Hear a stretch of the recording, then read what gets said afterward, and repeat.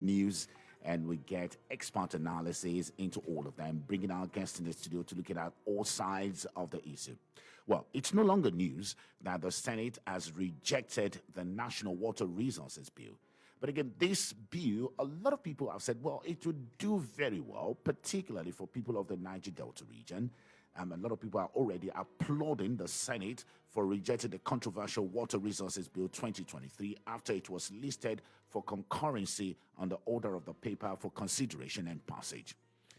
On Point Blank this morning, we'll be taking another look at that bill and we'll be asking the rejection, what does it mean for the people of the Niger Delta region? And why did the Buhari administration insisted on that particular bill? But again, just like everything affecting the Niger Delta region, we shall also dwell on the NDDC.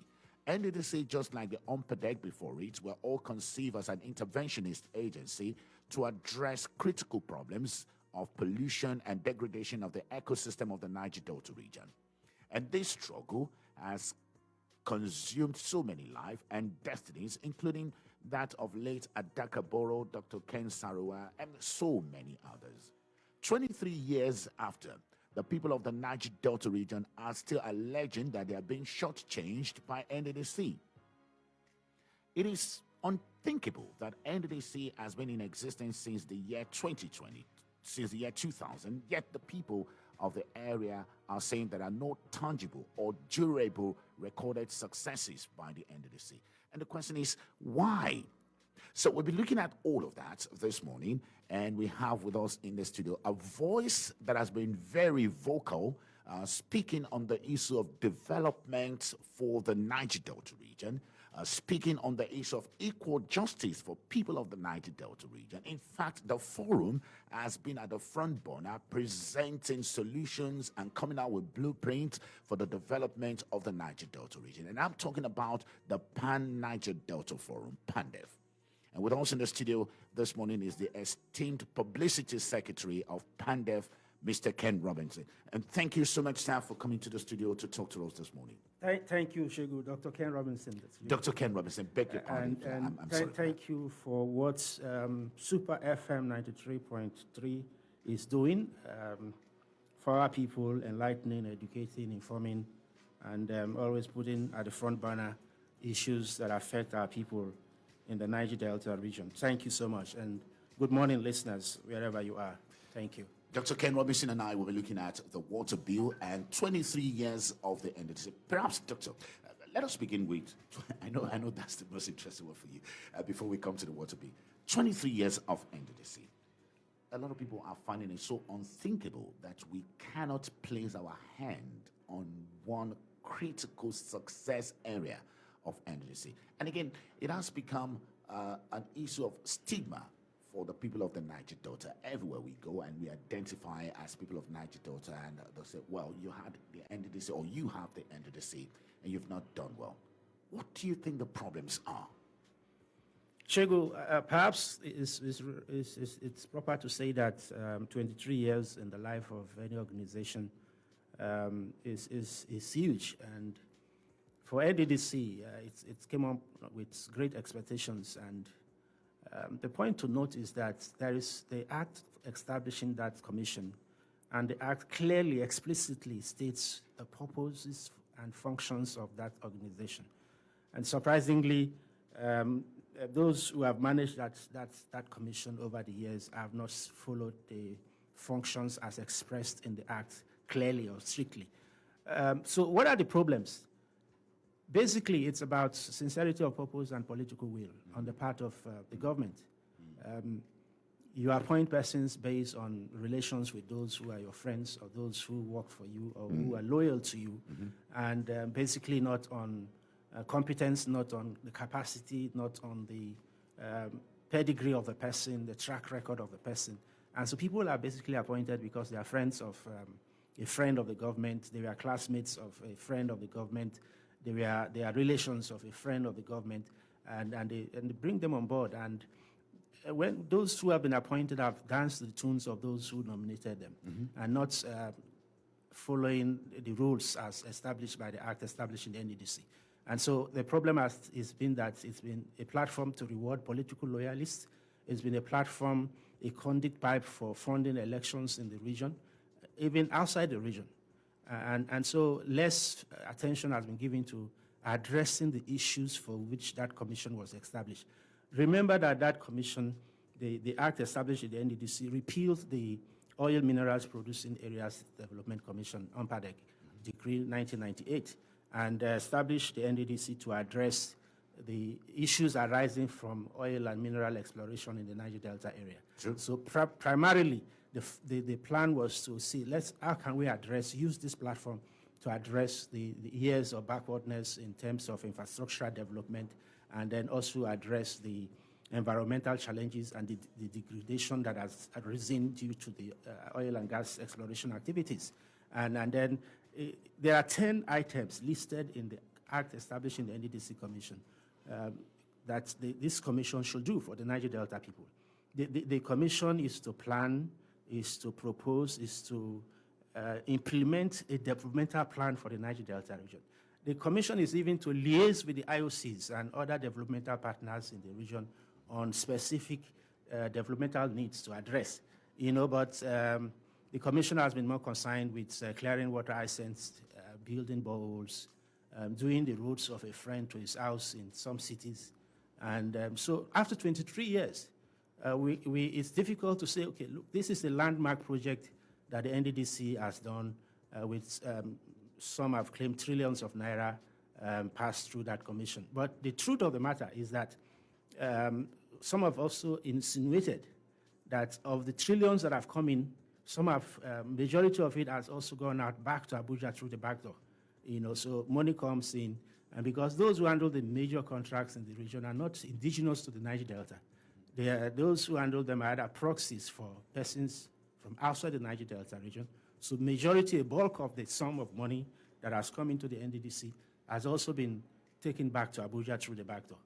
And you recall that when the so-called forensic audit was concluded and report was presented to former President Buhari, PANDEF categorically asked that forensic report should be made public, because we had on good authority that there was actually no forensic audit that was carried out. People sat down in hotel rooms and came up with guesstimations and ESA and concocted it to be a report.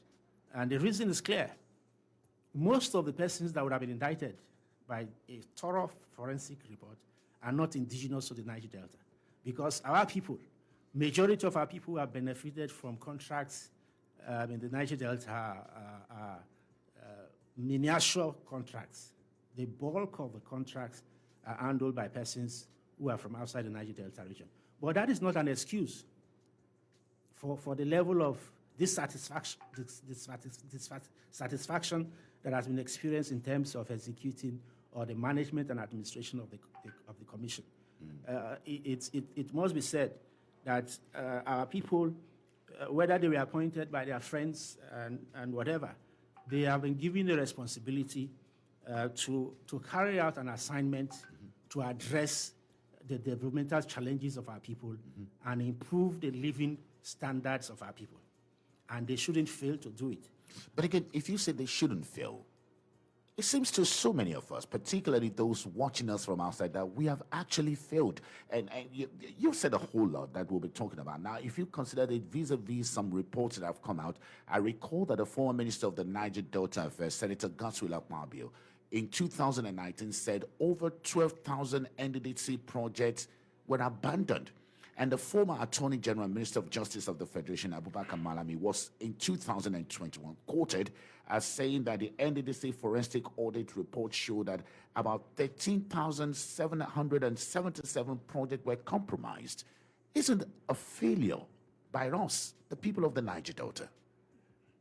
The people of the Niger Delta region had zero input into who becomes the managing director of NDDC. But they are from the Niger Delta. Yes, they are from the Niger Delta, but you can't pass the blame on the people. We didn't contribute to who becomes the chairman of NDDC or who becomes executive director of project or finance. Someone sitting somewhere in Abuja The President of the Federal Republic of Nigeria makes the appointment based on recommendations from his party men and women, from his friends. And then appointments are made. And when these people get these appointments, they try to satisfy those who appointed them. For instance, for 3 years, from 2019 to the best part of 2022, we saw the drama that was going on in NDDC, off the mic and all the stuff, and all the allegations and counter-allegations.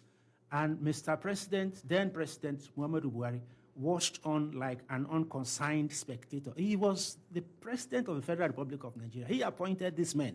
And these stories were going on, and he did nothing. That speaks to the fact that some persons in the presidency are part of the game. And so it's unfair to blame the Niger Delta people for the woes and the failures of the NDDC. Again, a lot of people would still not want to agree with you, because when you look at, for example, look at what is playing out right now in the NDDC, from what we read from the pages of the newspaper, the controversy over who does what by the managing director of the NDDC and the chairman of the board of NDDC. There are laws. There are laws. And there are specifications in these laws, and the laws has provided who is responsible for what. Again, these are Niger Delta people, and these are people from communities in the Niger Delta region. Why should we have all of this going on? It's unfortunate. It's unfortunate that these things are going on. The NDDC Act is clear on the role of the chairman of the board of the NDDC and the management of the NDDC.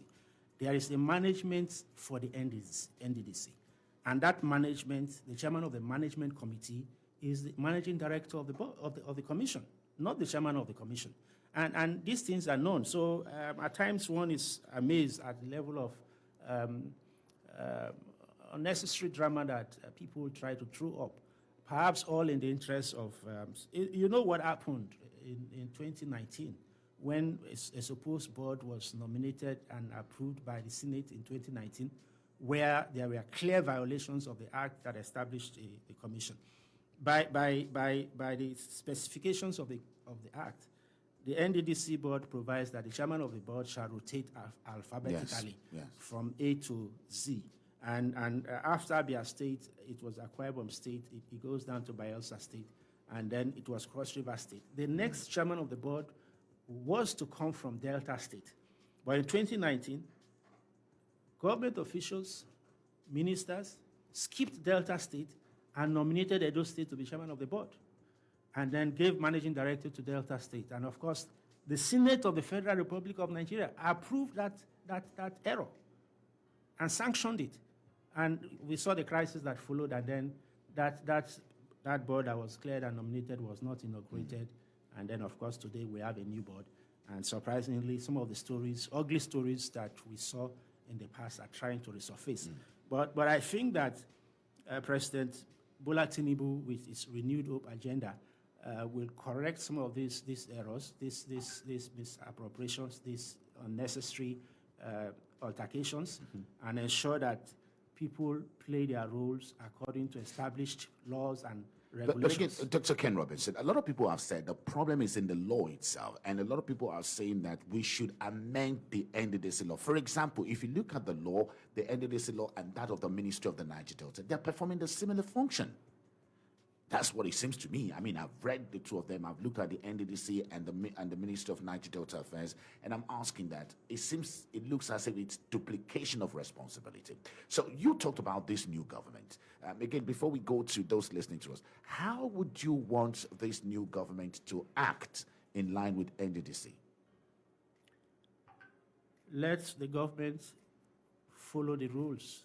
Which rules? The rules that are not producing results? The rules that are causing confusion?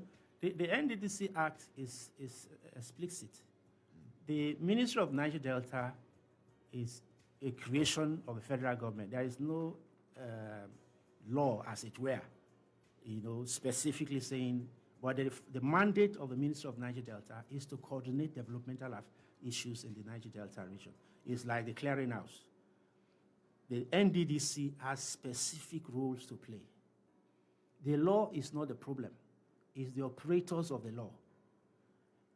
The NDDC Act is the same as, almost the same, like the Niger Delta, the Northeast Development Commission. We don't hear the stories that we hear in the NDDC, in the Northeast Development Commission. There might be stories going on there, ugly stories, but we don't hear them. It's a replica of the NDDC Act. It's the same that we saw in the new laws they're trying to make in the Southwest Development Commission, the South Northwest Development Commission. They are trying to replicate those laws across the 6 geopolitical zones, and we also supported a South-South Development Commission. So the law is not the problem; it's the operation of the law. What is wrong with saying that? Look, this is to address the years of environmental issues arising from oil exploration in the Niger Delta, and that the commission is to provide a framework for the development of the region. The commission will produce master plan. The commission is to carry out needs assessment to know that this is actually what we need, and so that one managing director, one commissioner does not wake up one day, as we see, and build a borehole somewhere, and then the next day, Ministry of Water Resources is also going to build another borehole in the same community. The next day, we see perhaps the state government building a borehole in the same community. The next day, we see an international NGO. Many of them used to operate in the Niger Delta. Now they are diverting them to the northeast area. We'll also go and build another another borehole in the same community. So to help moderate and coordinate these issues, that's also a responsibility of the NDDC. The NDDC is also liaise with the IOCs to know the projects they are to carry out and to ensure that there are no duplications. Now, these functions were not being carried out by the NDDC. Ministry of Niger Delta was now brought into play, and the ministry was now to play that role of coordinating these issues. I'll tell you, in 2017, the federal government established what it calls a strategic implementation work plan, a centralized or coordinated approach to developmental issues in the Niger Delta. I served in that committee, in the technical committee. PANDEF nominated 6 persons to that committee. We had representations from the Amnesty Office, from Ministry of Petroleum Resources, from Niger Delta Ministry, from NDDC, from Ministry of Environment. And fantastic concepts were put together. The whole process was coordinated by an NGO stakeholder democracy network. And then that document was brought in. The IOCs brought in okay, in 5 years, these are the projects we want to do in the Niger Delta. Then IOCs will bring in the projects they want to do in the Niger Delta for the next 5 years. NDDC will bring in the projects they want to do for the Niger Delta in the next 5 years. And various ministries, Ministry of Work, Ministry of Transport, Ministry of Environment. And then we collapse these projects and then look at them and ensure that there are no duplications, and then allot time frames to these projects, and then who is going to carry out this project, who is going to supervise this project. That document is lying fallow somewhere. Nothing has been done about it. Till now, 2017 till date. And that's the problem, is the political will and the sincerity of purpose. It is not, as it were, the act of the NDDC that is the issue. It's the operation of the act.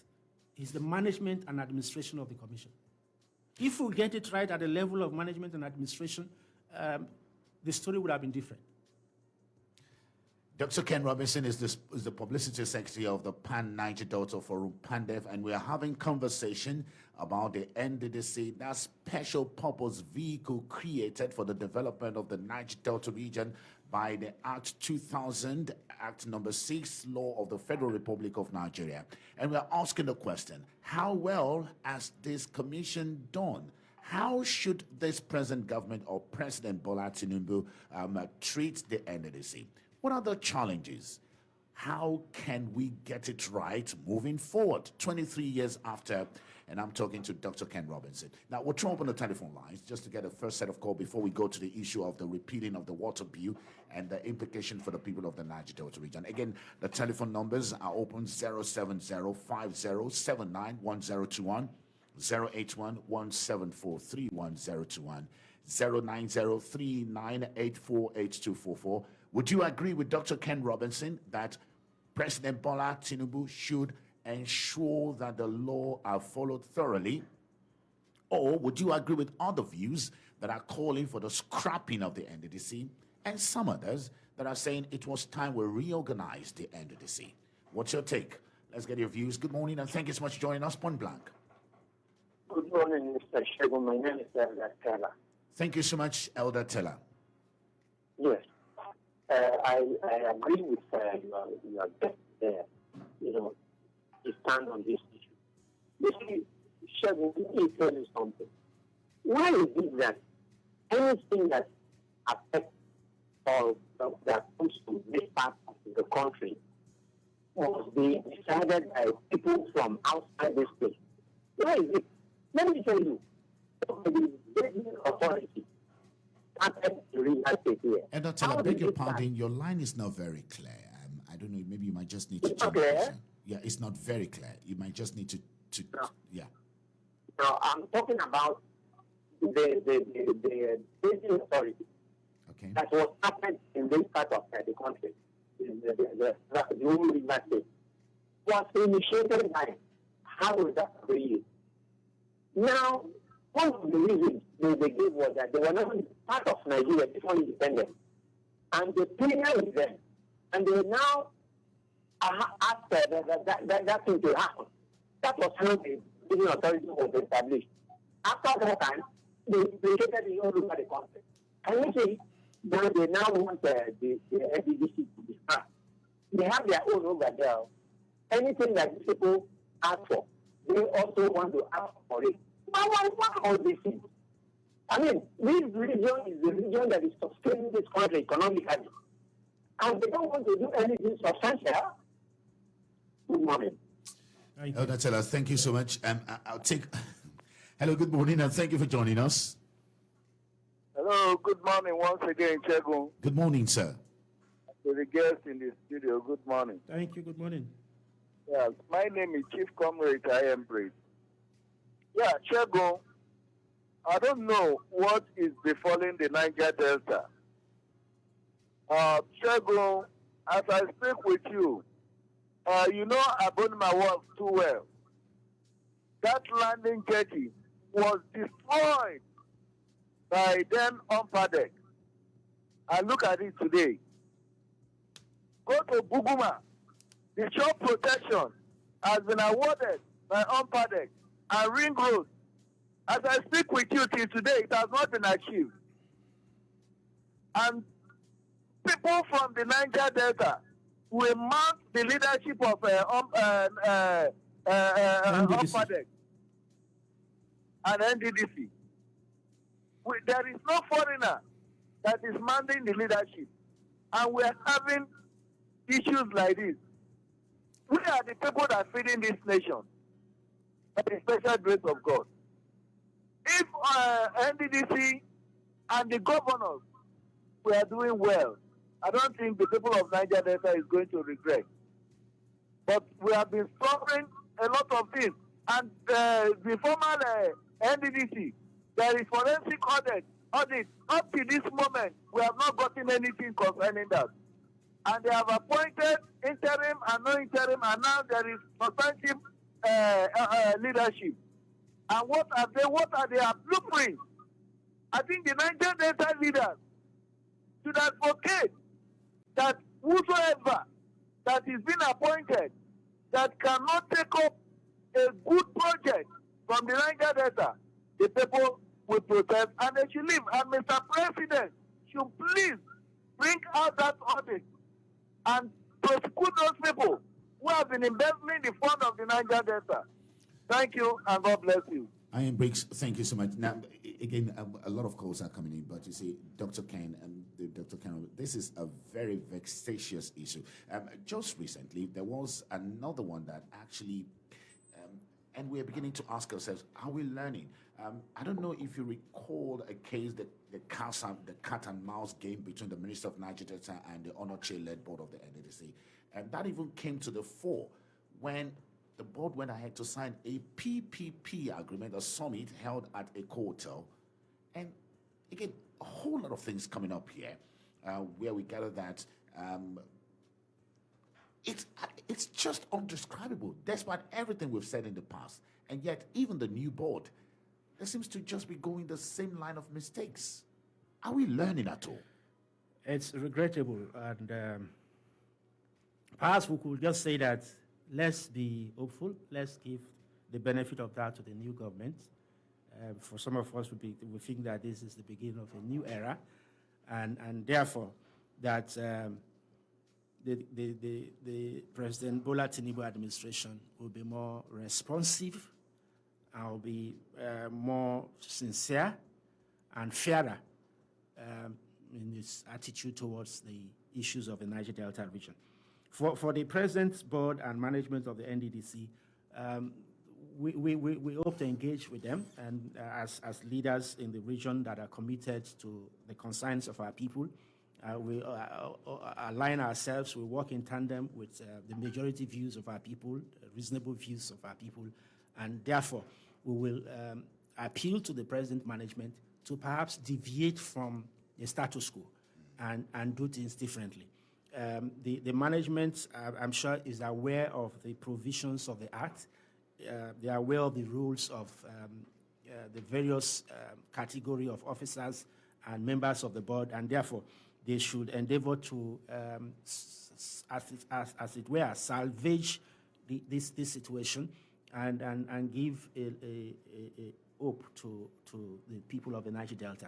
And let us hope that in the next 10 years, the story will be different, and Niger Delta people will be able to celebrate but again, and point to issues, and that yes, this is a project, or these are projects that NDDC has embarked upon and completed. While we all aspire to achieve that again, Dr. Ken Robinson, how do we begin to deal with the issue of outside interference? Because again, you have identified that as one of the critical challenges of the NDDC. Again, laws are not being applied, and obviously there's just no tradition. How do we deal with all of that?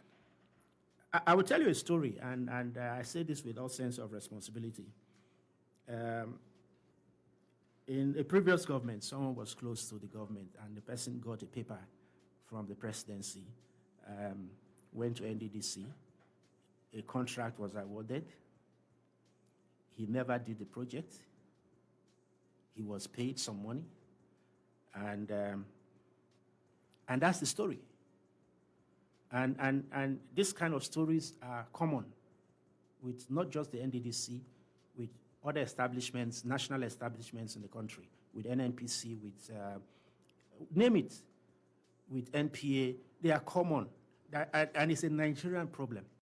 And so we hope that this president will be able to say, look, we cannot continue to do things the way we have been doing things. And it's all about the political will. It's all about leadership. When the leadership gets it right, 80% of our problems will be solved. If the leadership, if the management of NDDC knows that, look, the president and commander-in-chief of Nigeria will not accept and condone this kind of stuff, they will sit up and do things rightly. Not just the NDDC, but every other MDA, parastatal agency commission in the country. Well, fantastic. Now, let's move away from NDDC. Let's come to the latest. On Tuesday, June 6th, 2023, the controversial National Water Bill 2023, after it was listed for concurrency on the order of paper for consideration and passage, was, well, rejected by the Senate.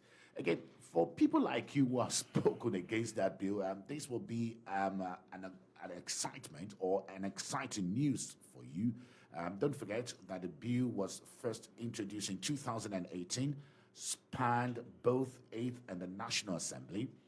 And again, there were strong feelings during the Buhari administration that this bill will scale through. Now that the Senate has rejected it, how do you feel as PANDEF? It's pleasing and it's a welcome development. And we need to commend the Senate of the Federal Republic of Nigeria. And the Senate has again and again demonstrated that it's the, as they would say, the judiciary is the last hope of the common man. But the Senate is not just the last hope of the common man, it's the hope of Nigerians. And it has, in several circumstances, upheld the stability, protected and defended the unity and stability of Nigeria. It was surprising that the House of Representatives passed that bill, in spite of the outcries, in spite of the condemnation, in spite of all that was said. And I agree that it was first introduced to the 8th National Assembly in 2018. The federal government reintroduced it in 2020, and there were condemnations. People condemned it, particularly the Southern and Middle Belt Leaders Forum, the Southern governors, and we do pay due respect to former governor of Benue State, Samuel Otom. He was one of the strongest critics and one of the strongest opponents of that bill. And of course, some of the Southwest governors and some of the South-South governors and the people together, there was a consensus in Southern Nigeria and the Middle Belt part of Nigeria that that bill was obnoxious. That bill was meant to deprive us of our use of our water resources, and that it was the reintroduction of the RUGA, the Rural Grazing Area Policy in disguise. And so we opposed it vehemently, and of course, it was again put aside in 2020. Surprisingly, last year, it was reintroduced, and while we were busy with pre-election matters, we were not aware that the House of Reps passed that bill secretly. And thanks to the Senate for rejecting it and throwing it out.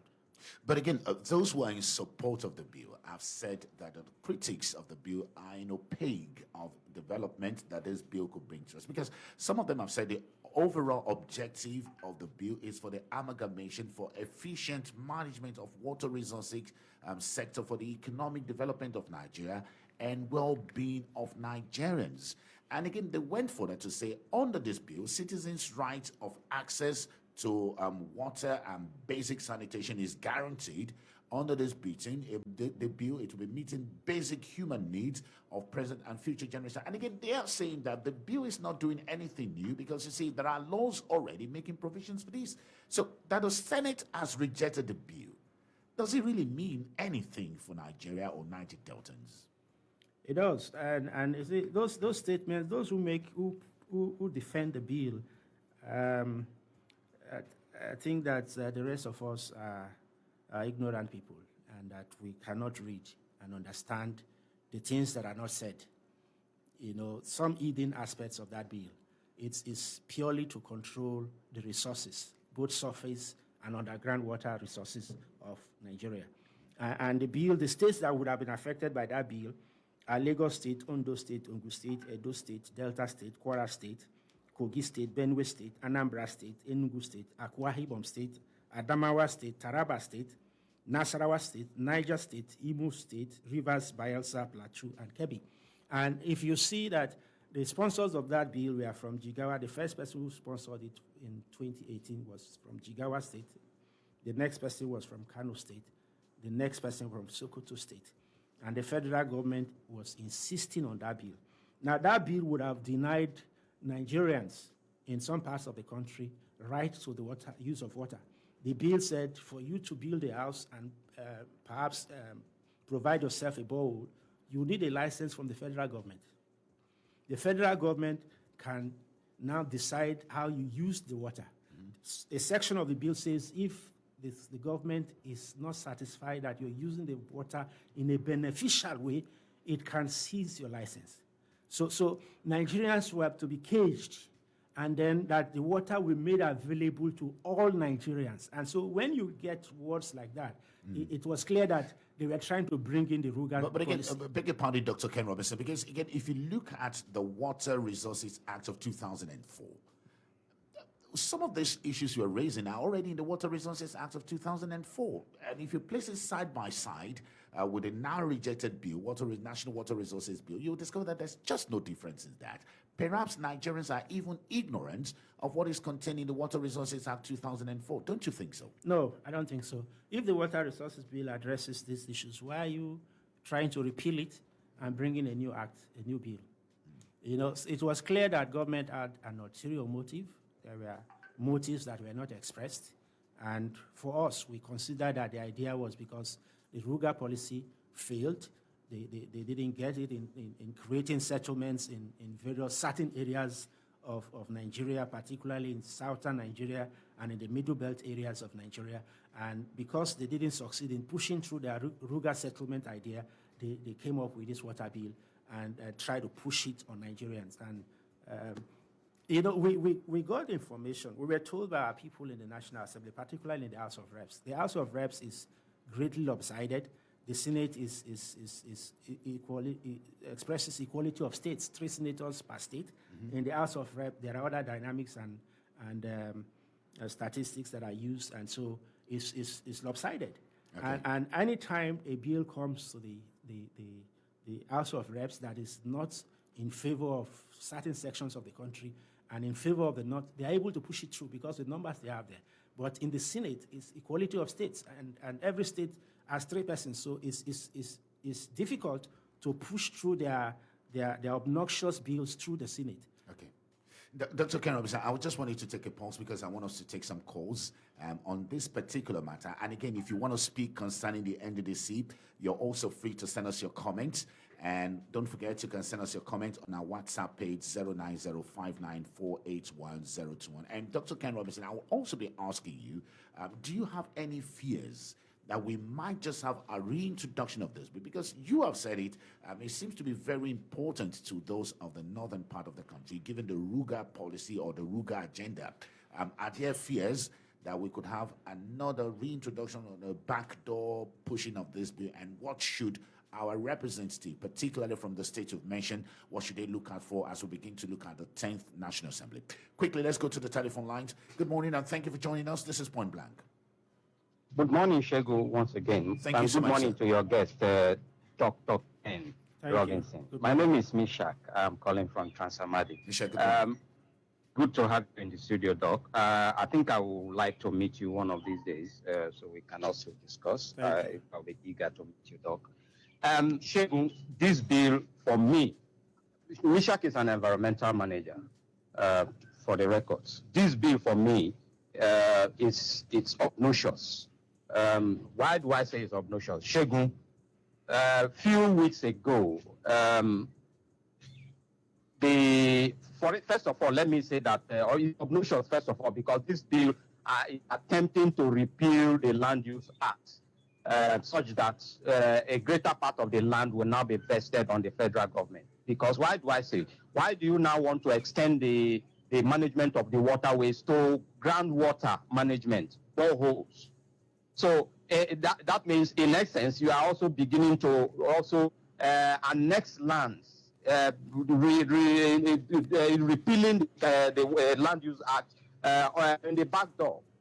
So for me, again, it is obnoxious. First of all, I also want to say that why do you want to still place some laws in the exclusive list, where when we are also beginning to say, look, some of these laws, like the Electricity Act, should be placed in the concurrent list where the states will begin to manage some of these issues.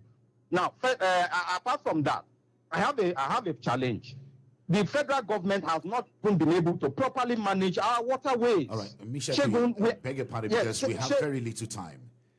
Again, yes. Shegu, for instance, like I said, the federal government has not been able to properly manage the waterways. A good point at hand is the incessant flooding we have. And now you want to still control area where you want to remove the control from the state further. Right. So I think for me, it is a way of, and not just annexing, but also annexing land and then repealing the Land Use Act in the back door. Thank you. Well, fantastic. Thank you so much. But again, what we know and what it told us about this bill is that the bill proposed that water usage be subject to licensing provision and that a license may be cancelled if the licensee failed to make beneficial use of the water. And the bill stated that all landlords must obtain a driller's permit before seeking a borehole in their home, and it directs persons who have access supply of water to cater for their domestic needs, to reduce the quantity of water they can consume, and only authorized personnel may carry out routine checks to inspect water usage or water disposal on properties with the production of their identity card or other instrument or certification or designation if so required. Again, those look very beautiful. Dr. Ken Robinson, very beautiful as is stated, but very beautiful. Very as the last caller, Mishak, repeatedly used the word obnoxious, and you have control, of our oil and gas resources, mineral resources. That's an aspect that we're also saying, look, allow states to control their resources and pay tax. And so now we are talking about devolution of power. We want there is too much concentration of power at the center. And we're asking that you devolve some power to the states and the federating units. And now you want more powers to yourself. So it's a contradiction. And it's clear that there is an ulterior motive. But thank God that it's over. Now you say it is over temporarily. How are you sure that this will not come back again? Because you've said, well, the nature of our representative, but at the Senate and House of Representatives, which again puts some part of the country at a disadvantage. Yes. And given the importance of this kind of law to some part of the country, are you sure we will not just have this in another mode? And what should we begin to look out for, particularly those representing us? Southern and Middle Belt Forum and PANDEF in particular asked for power shift to Southern Nigeria. And then at some point, we preferred a candidate. But we have a Southern president. Yes. And just yesterday, the president signed a bill into an act, the Consolidated Electricity Bill. Yes. And it clearly deregulates or allows states and companies to produce, to generate, to distribute and transmit and distribute electricity. And recall that bill was rejected by the former president. And River State was one of those that were in support of that particular bill. Yes. So it points to a direction that there is a new sheriff in town, and that perhaps things will be done differently. And so we don't want to have very great expectations about what's going forward. So that our hopes and expectations are not dashed. But we think that Water Resources Bill is dead for good. Dr. Ken Robinson, one thing we can say authoritatively is the fact that PANDEF has been on the front runner in monitoring issues that affect the people of the Niger Delta, and has been very vocal in speaking against those that are injurious to the people of the Niger Delta region. And again, we must also commend Pa Edwin Clark for the role he's playing with the Middle Belt Forum, which has also been agitating for issues affecting that sector. And we are confident that you'll be on the lookout to protect us. Yes, you'll watch our back. It's a self-assigned responsibility. Yeah. And we'll continue to do it as long as God gives us the grace to do it. And thank you so much. We must commend the media, Super FM and other media houses for the great efforts you've done in contributing to evolution of PANDEF in bringing to front burner these thoughts and ideas that concern our people. And we hope that you will continue to do it. And we think that, I'm going to say this, driving to your studio here. Oh, it's an issue. Is an issue, and I think PANDEF should help us. I'm making an appeal here to the River State government and the local government here to ensure that this road is motorable. Dr. Ken Robinson, Publicity Secretary of PANDEF, thank you so much for coming on Point Blank and always obliging us to speak on issue. Thank you so much. Thank you so much for the opportunity. And that is it. That's our edition of Point Blank this Saturday. We do hope you enjoy every bit of it. Do join us next week for another edition.